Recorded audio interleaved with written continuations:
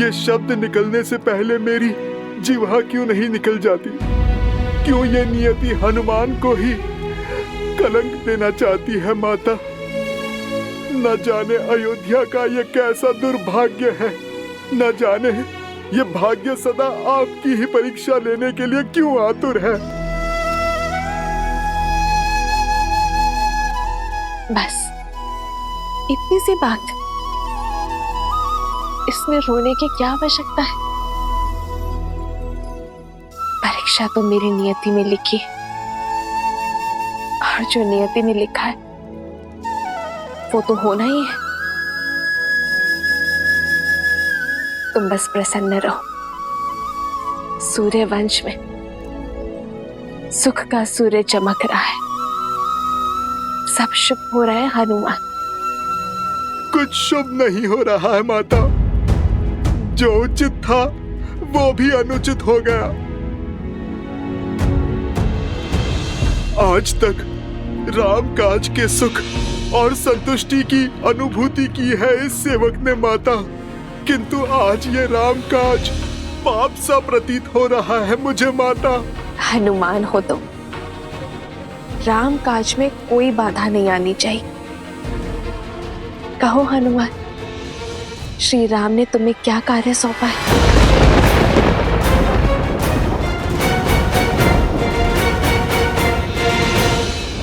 और तीव्र।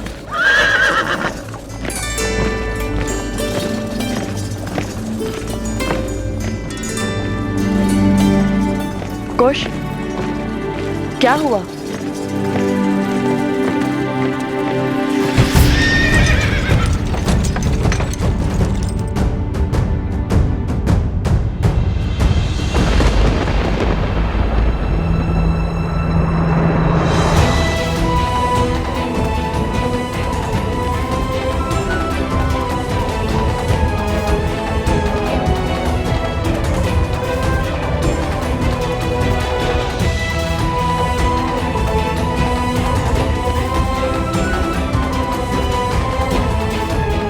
आज इस राम काज को पूर्ण करने में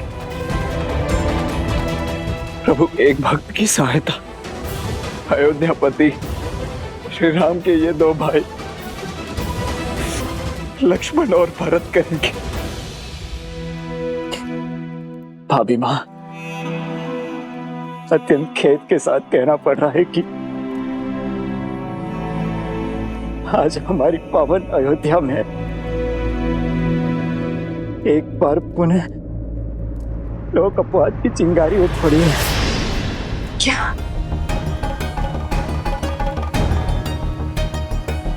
अपनी सुचिता की परीक्षा तो महारानी देवी सीता को देनी ही होगी महाराज। उन्हें अग्नि की कसौटी पर खरा उतरना ही होगा। केवल एक तुच्छ प्रश्न का उत्तर दे दें आप कि देवी सीता ने ऐसा क्या सिद्ध कर दिया महाराज कि वो पवित्र मान ली गई? यही कि हमें देवी सीता की पवित्रता का प्रमाण चाहिए। ये कैसे सिद्ध हो कि लव और कुश श्री राम के पुत्र हैं?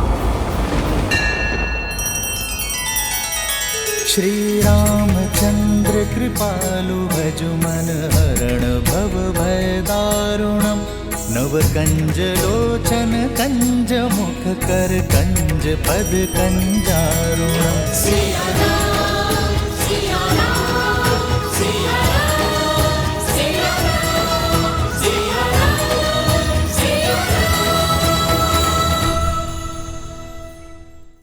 माता, अयोध्यापति महाराज, राम का आदेश है कि आप कल भोर होते ही भगवान वाल्मीकि की आज्ञा लेकर सभा में अपने पवित्रता का प्रमाण देंगी माता।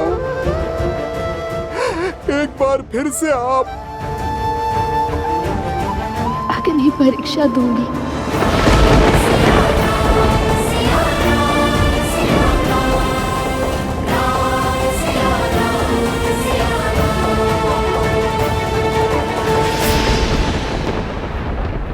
निकालो जोर से, और जोर लगाओ।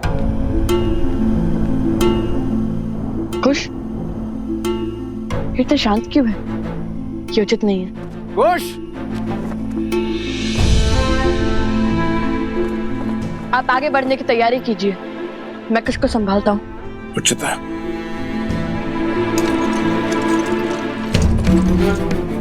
कुश, कुश रुको, इतनी शीघ्रता क्यों हो रही है तुम्हें अयोध्या जाने की? कुश, कुछ क्या हुआ तुम्हें बताओगे? नहीं पता भैया। तो जब नहीं जानते तो फिर ये सब क्यों? वही तो समझ नहीं आ रहा, बस मन घबरा सा रहा है। मन कर रहा है शीघ्र माता के पास पहुंच जाए। लगता है अवश्य हमारी माता किसी संकट में है। शांत हो जाओ कुश, सूर्य ढलने को है। अंधकार में यदि वन पार करोगे तो तुम्हें माता तक नहीं, माता को तुम तक पहुंचना होगा। कई बार जब हमारे स्वप्न सत्य में पूर्ण होने लगते हैं तो मन में भय का भाव उत्पन्न होने लगता है, बिल्कुल वैसे ही जैसे भोर होने से पहले अंधकार तीव्र हो जाता है और तुम्हारा मन भी उसी भाव से भरा है। कुश, मेरी बात मानो, सहज हो जाओ। तुम जैसे सोच रहे हो वैसा कुछ नहीं है।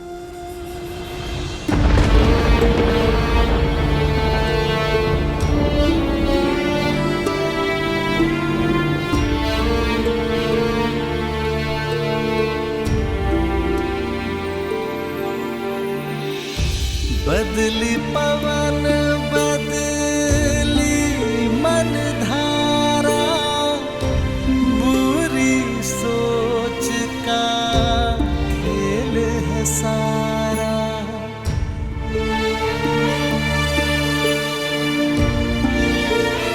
आप सब प्रस्थान कीजिए, मेरे ध्यान का समय हो चुका।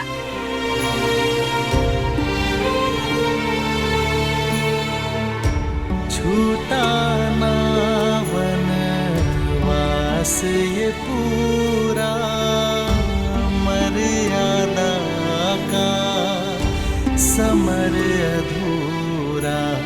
राम सिया राम सिया राम सिया राम, राम सिया राम सिया राम। कैसे करे भापार ये राम, राम सिया राम सिया राम, सिया राम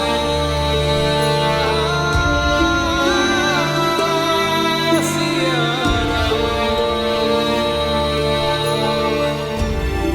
राम, ये कैसा आदेश है? कैसा अनर्थ है? कैसा पाप है? शांत हो जाइए दीदी, तनिक धीरज धरिए। धीरज ही तो धरती आई हूँ।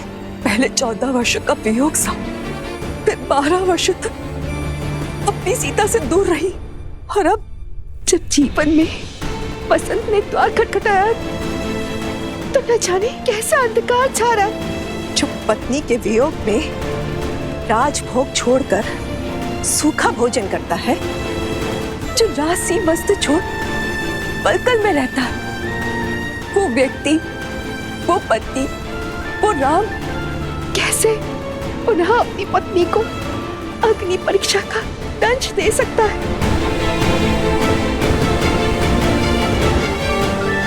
पुत्र, सीता किसी कसौटी पर परीक्षा नहीं देगी।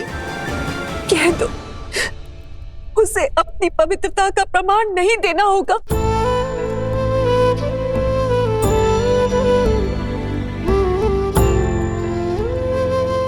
राम को अपनी सीता से कोई प्रमाण नहीं चाहिए माँ। मुझे अपनी सीता के प्रेम पर, उसके त्याग पर, उसके समर्पण पर पूरा विश्वास है, और मेरी सीता को मेरे निर्णय पर। किंतु अयोध्या की महारानी होने के नाते उसे प्रजा की कसौटी पर खरा उतरना होगा ना।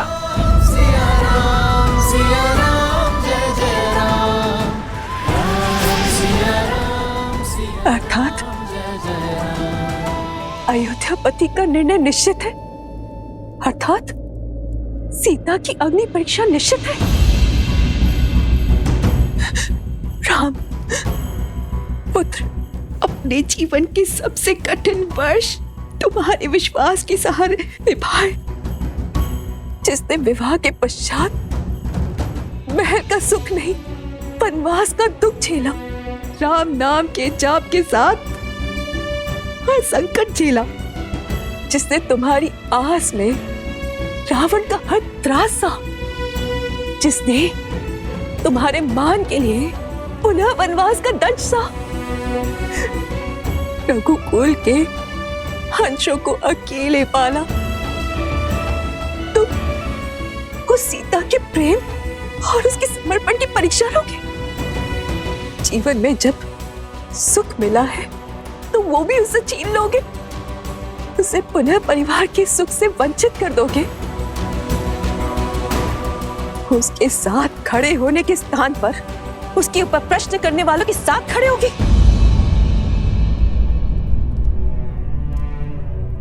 नियति के इस घटनाक्रम में सीता का क्या दोष है पुत्र? कलंक का कीचड़ हर बार सीता के आंचल पे ही क्यों लग जाता है? उन लालचनों का उत्तर देने के स्थान पर तुम उन लोगों के साथ जाकर खड़े हो गए हो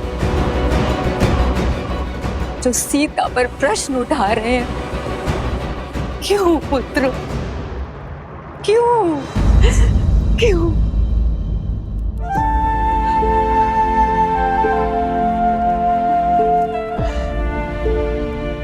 बैठी मां।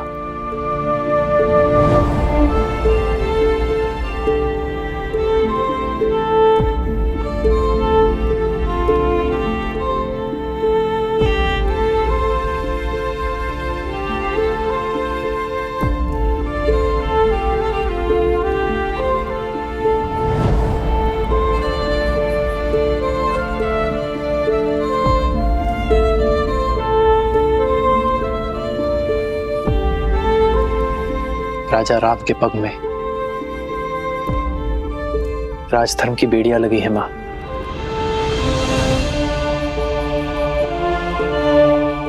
एक राजा की विडंबना राजमाता ही नहीं समझेगी तो और कौन समझेगा?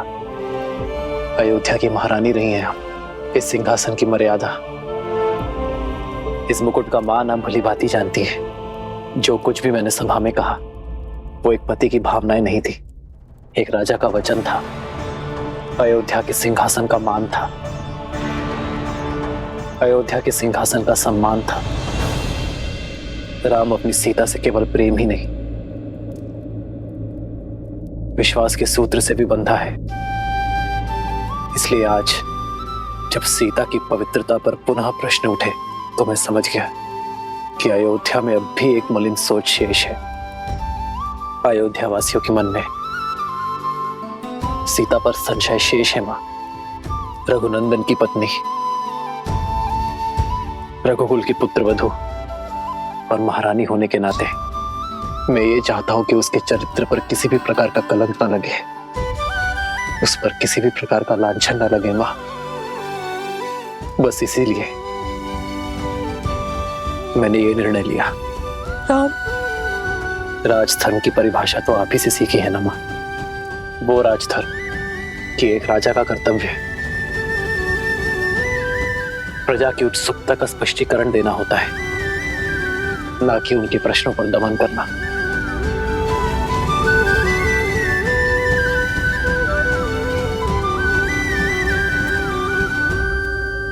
आज हर प्रश्न का केवल एक ही उत्तर है मां, अग्नि परीक्षा।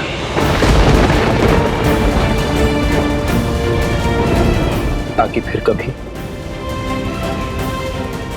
मेरी सीता के चरित्र पर कोई उंगली ना उठा सके, उसकी शुचिता को कोई मलिन ना कर सके। और जब इस राजभवन में मेरी सीता पुनः लौट आएगी ना मां,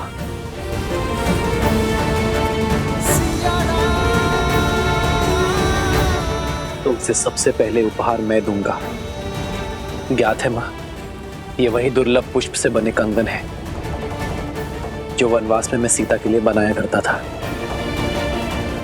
इसे देखकर उसे वही सुंदर क्षण स्मरण हो जाएंगे जो हमने प्रकृति की गोद में संसार से दूर बिताए थे। और यदि इस बार सीता टूटी तो यदि इस बार सीता स्वयं को समेट नहीं पाई तो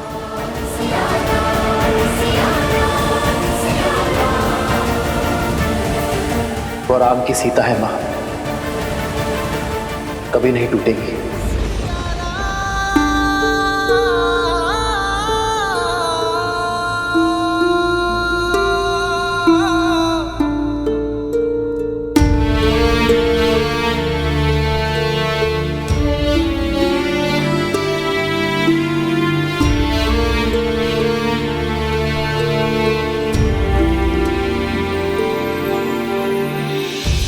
राम सिया का अद्भुत बंधन त्याग से करते पाप का मर्दन, जग का जय फिर अग्नि परीक्षा, सिया देश दिए रघुनंदन, बिखरे राम है पीड़िता सीता, कैसे धर्म का युद्ध जाए जीता, नारी दे क्यों हर बलिदान, कब होगा ये रोग निदान, नारी दे क्यों हर बलिदान, कब होगा ये रोग निदान। सिया राम,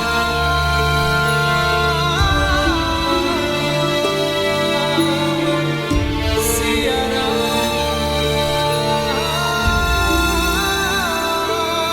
सिया राम। ये सत्य जान के न जाने लवकुश पर क्या बीतेगी।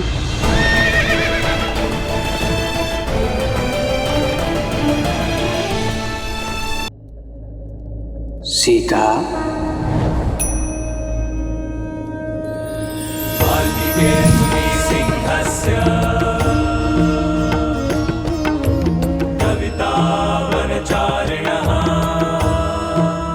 प्रणाम भगवान वाल्मीकि। श्री राम के आदेश के पीछे का कारण समझती हूँ मैं ऋषिवर। महाधर्म के अनुसार प्रजा राजा की सबसे पहली प्राथमिकता होती है और उन्होंने उसी धर्म का पालन किया है। मुझे अपने श्री राम पर पूर्ण विश्वास है, परंतु आज मन की शांति अशांति में बदल रही है। भगवान, मेरे हृदय में अनगिनत प्रश्न उठ रहे हैं।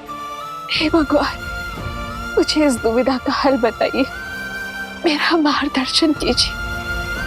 नियति के इस लेख, भाग्य के इस मोड़, जीवन के इस क्षण में